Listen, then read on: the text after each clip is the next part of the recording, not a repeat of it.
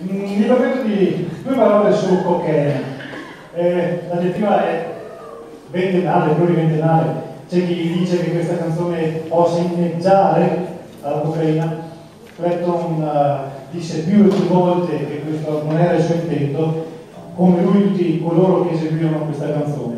Quindi siamo passati attraverso degli incroci, dei crossroads, abbiamo attraversato l'amore, il sentimento, il divertimento, i viaggi on the road, un altro sentimento, un'altra emozione, un altro stato d'animo, una difficoltà, quando ti senti a terra, quando ormai non hai più speranza, parrebbe, e lui l'ha vissuto in prima persona se vogliamo, parrebbe che la risposta possa essere nella sostanza. Assolutamente no. Lo ribadiamo ancora una volta se dovesse servire. Nell'intervenzione dei Mada, ok.